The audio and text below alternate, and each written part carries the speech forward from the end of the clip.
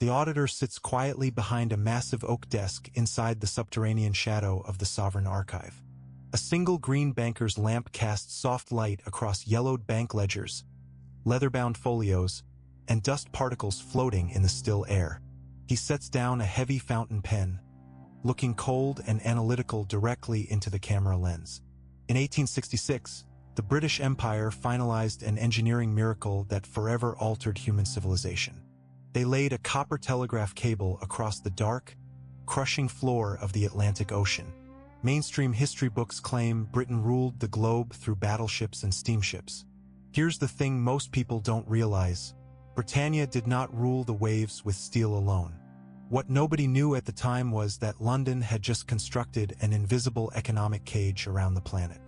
History is driven not by grand political speeches or battlefield heroics.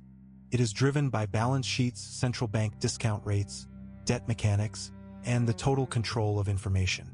This is the hidden financial history of how Britain used underwater telegraph cables to conquer global trade.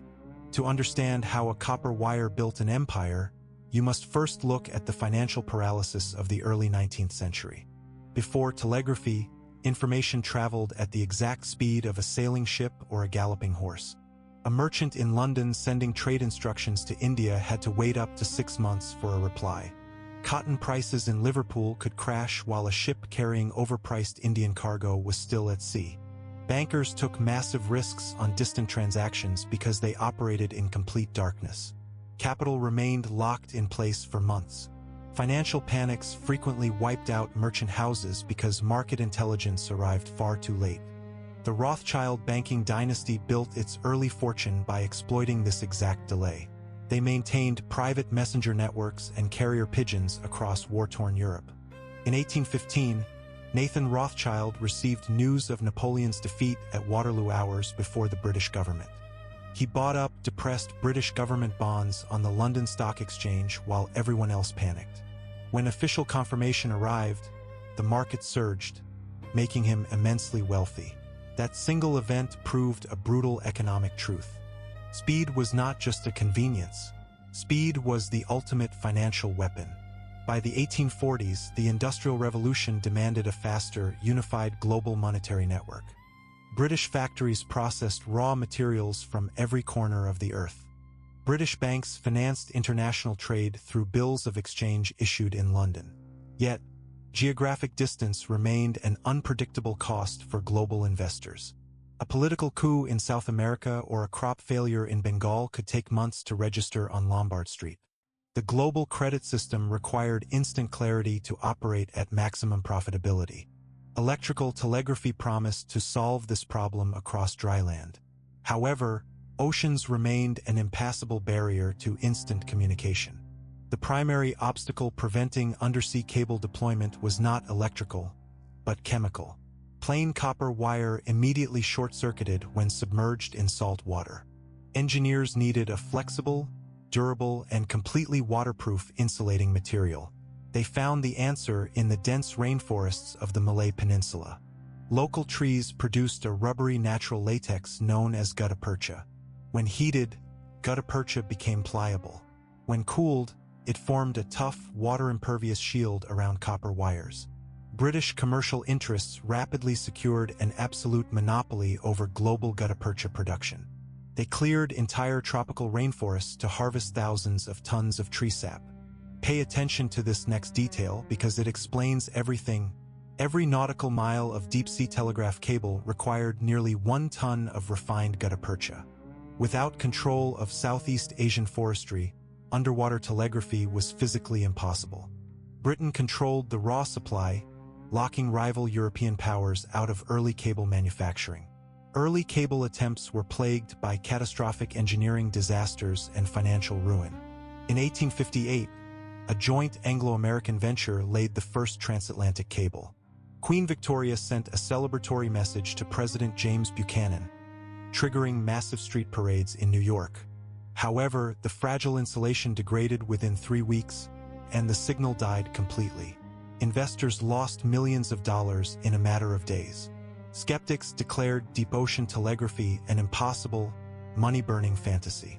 The British Treasury refused to let the project die. Behind the scenes, the British Board of Trade and the Admiralty stepped in. They realized that instant communication was not merely a commercial luxury. It was an essential mechanism for imperial governance and monetary control. The government appointed elite scientific committees, including the brilliant physicist William Thomson, later known as Lord Kelvin. They engineered heavier cables with multi-layered gutta-percha insulation and steel armor wire. They also developed delicate mirror galvanometers capable of detecting faint electrical pulses over thousands of miles. By 1866, the massive iron steamship Great Eastern successfully laid a durable cable across the North Atlantic floor. The financial impact was immediate and profound. Transatlantic communication times collapsed from 2 weeks to a fraction of a second. Price discrepancies between the London Stock Exchange and the New York Stock Exchange vanished overnight. A single global market in gold, cotton, wheat, and government bonds was born instantly. More importantly, the financial controls for that global market were firmly anchored in London. Capitalists soon realized that private cable lines were gold mines of corporate power. Enter Sir John Pender, a wealthy Manchester textile merchant turned visionary financier. Pender saw that cable networks would become the modern infrastructure of global banking. He systematically consolidated dozens of struggling telegraph companies into a single, massive corporate leviathan. That entity became known as the Eastern Telegraph Company. Pender was a master of corporate leverage and high finance manipulation. He issued vast tranches of stocks and bonds to fund sprawling underwater routes.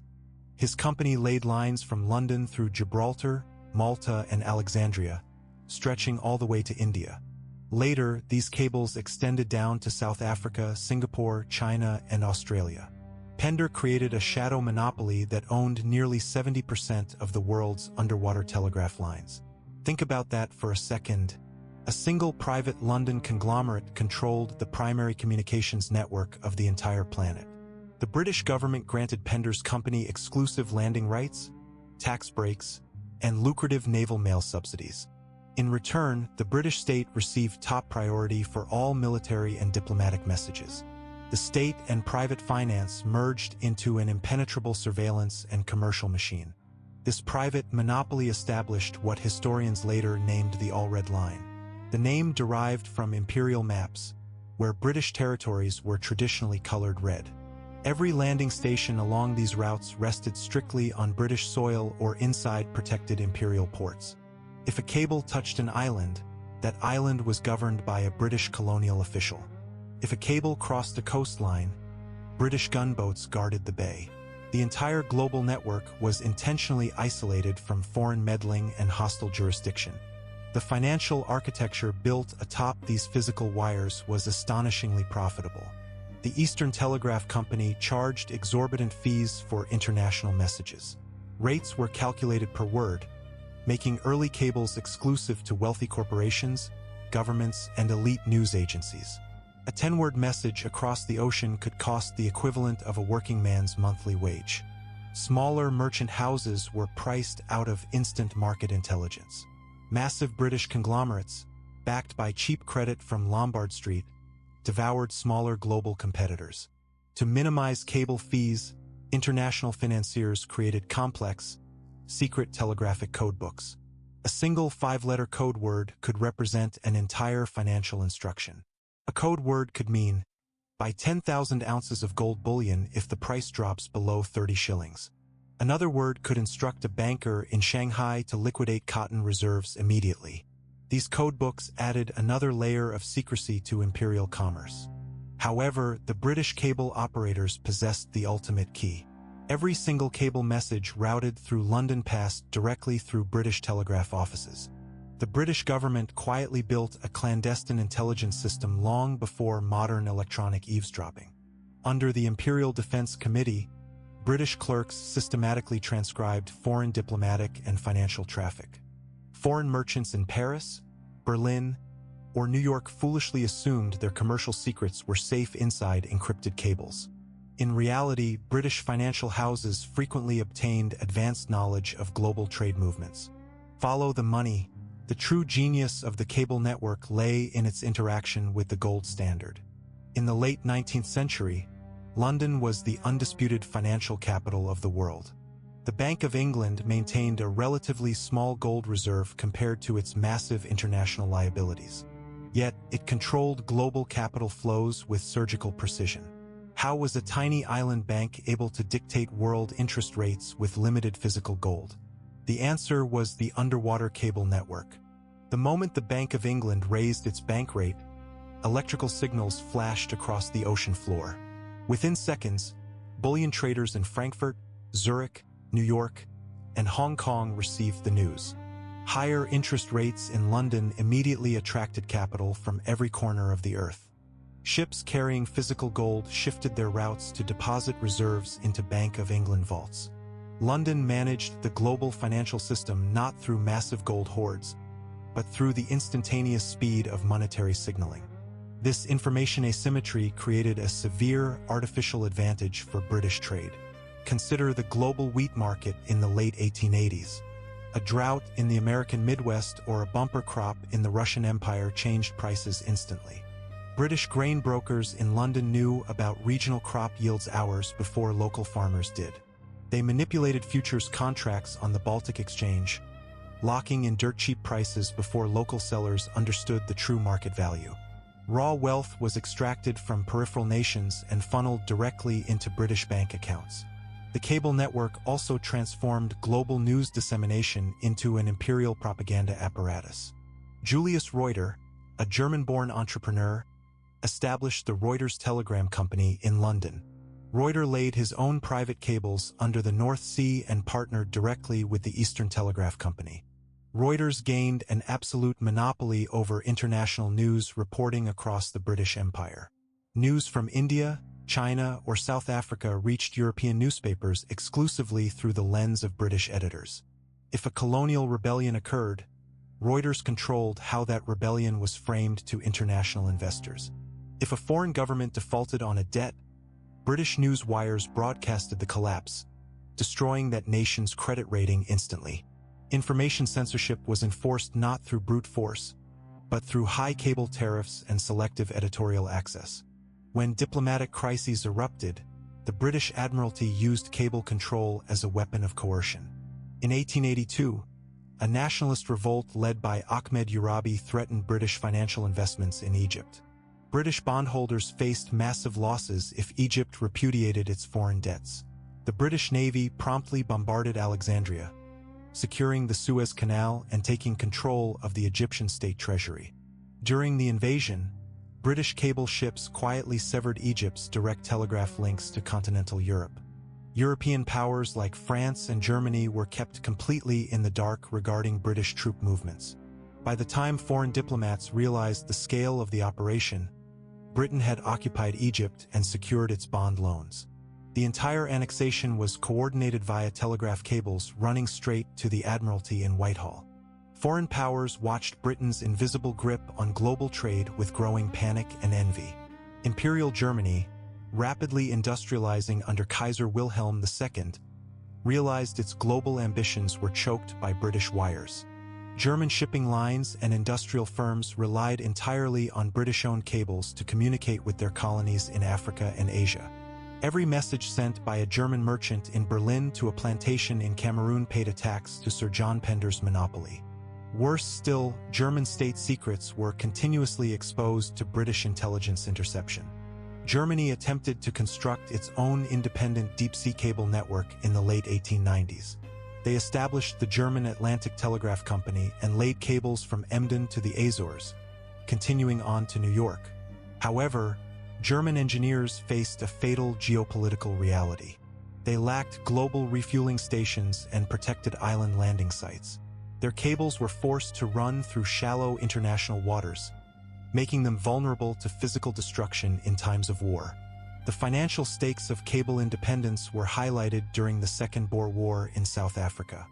British colonial authorities imposed absolute telegraphic censorship on all messages leaving the Cape Colony. Foreign journalists were barred from transmitting reports about British concentration camps or military setbacks. International investors on the London Stock Exchange were fed carefully manipulated military updates to prevent panic selling of gold mining shares. The financial stability of Rand Goldfield investments was preserved through total information lockdown. By the turn of the 20th century, the British cable empire reached its absolute zenith. Thousands of miles of copper wire rested silently in the dark depths of every ocean. A total of over 300,000 miles of cable tied the planet to the City of London. The global financial architecture, from shipping insurance at Lloyd's to global price discovery on the London Metal Exchange, relied entirely on this copper infrastructure. Then came the summer of 1914, and the invisible network was deployed as a weapon of total war. On August 4, 1914, Britain officially declared war on the German Empire. Most people assume the first offensive action of the First World War occurred on the battlefields of Flanders. Here's the thing most people don't realize. The very first military strike of the Great War occurred in the total darkness of the English Channel before dawn. In the dead of night on August 5th, a specialized British cable-laying ship named CS Alert steamed silently into the English Channel. Equipped with heavy mechanical grapnels, the ship dropped iron hooks to the seabed off the coast of Emden. The crew dragged the bottom until they hooked Germany's 5 primary international telegraph cables. They hauled the massive lines to the surface and severed them with hydraulic shears. Within hours, Germany was isolated financially and diplomatically from the rest of the non-European world. Their direct links to North America, South America, Asia, and Africa vanished instantly. Germany was forced to rely on long-range wireless telegraphy, which was prone to atmospheric disruption and easy interception. Alternatively, they had to send messages over foreign commercial cables that routed straight through London. And no, I'm not making that up. The British government intentionally left one single neutral cable operational through their territory. This was a masterstroke of psychological and intelligence manipulation.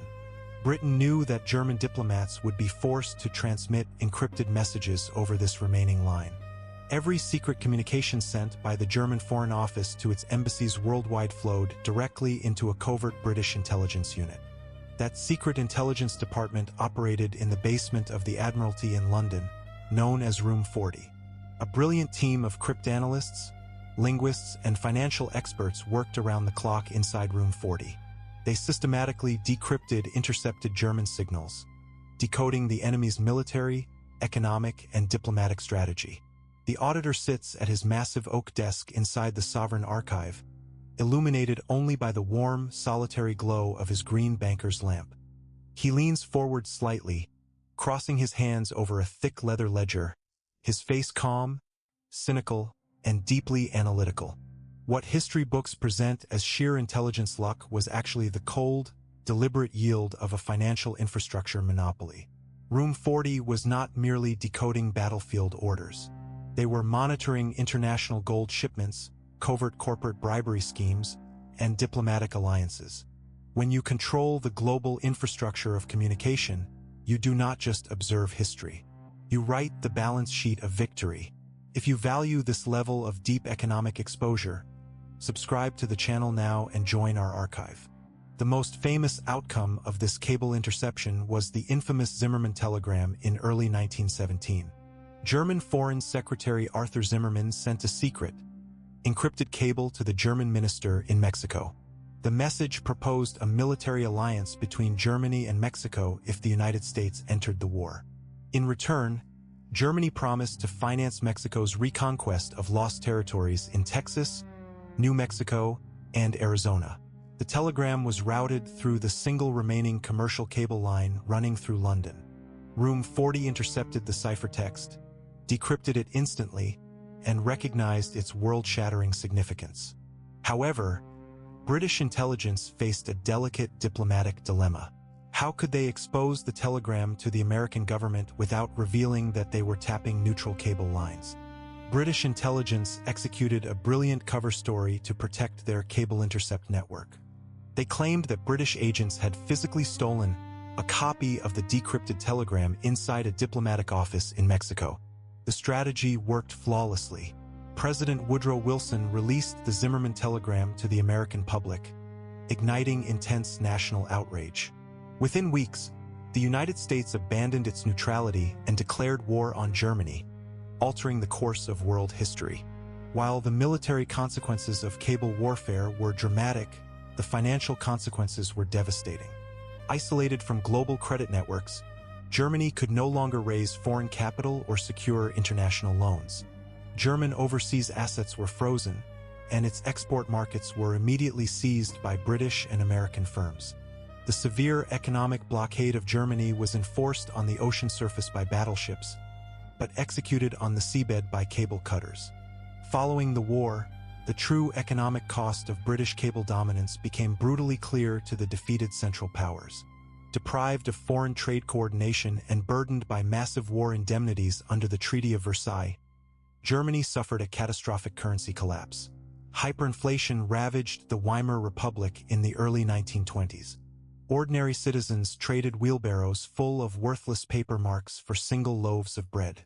Meanwhile, foreign investors backed by hard currency bought up real German real estate, factories, and industrial infrastructure for pennies on the dollar. The mechanical brilliance of the telegraph cable network had successfully concentrated unprecedented financial power in the Western world. Yet, as the 20th century progressed, the technological terrain began to shift. Shortwave radio telegraphy emerged, offering wireless international communication that bypassed underwater cables. Pioneered by figures like Guglielmo Marconi, radio technology promised to liberate nations from London's copper stranglehold. The British financial establishment did not panic. Instead, they adapted using classic corporate consolidation. Sir John Pender's old empire merged with Marconi's wireless ventures in 1929. They formed a massive, state-backed communications monopoly called Cable and Wireless Limited. The British government retained a golden share in the company, ensuring state oversight over global communication channels.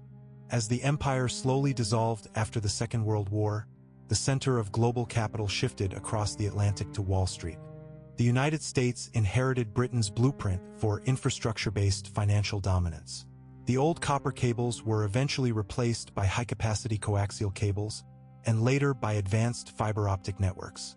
Today, more than 99% of all intercontinental internet traffic, including trillions of dollars in daily financial transactions, travels through underwater fiber optic cables. These modern cables rest along the exact same deep-sea paths mapped out by 19th century British cable ships. The geography of global information control has remained virtually unchanged for over 160 years. Consider how modern global trade functions in the present day. Financial institutions execute high-frequency trades in fractions of a microsecond.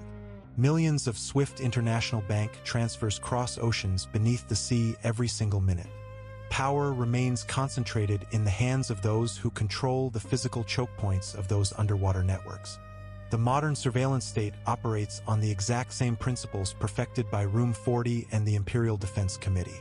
Landing stations in places like Butte in Cornwall or Long Island in New York serve as direct interception points for modern intelligence agencies. Mass data collection is not a recent digital invention. It is the direct evolution of the Victorian cable tap.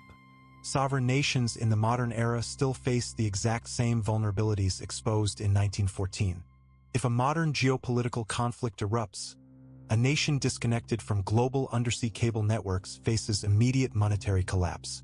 Its banks cannot clear foreign transactions. Its stock exchanges decouple from global liquidity. Its currency collapses as international confidence evaporates overnight. The economic infrastructure built during the reign of Queen Victoria was never truly dismantled. It was simply upgraded with fiber optic glass, laser repeaters, and modern encryption algorithms. The dark machinery of global financial dominance remains rooted on the dark, icy floor of the world's oceans. The auditor slowly closes the thick, leather-bound archive folio sitting on his oak desk. He reaches out with a deliberate, measured hand and slowly dims the green banker's lamp, bathing the subterranean archive in deep shadow. From the copper cables of 1866 to the fiber optics of today, empires do not endure on political speeches, but on the secret balance sheets of information control. Human nature and the ruthless mechanics of monetary power never change. Drop a pound symbol in the comments if you followed this trail to the very end, subscribe to join our archive, and click the video on screen to uncover the next hidden chapter of global financial history.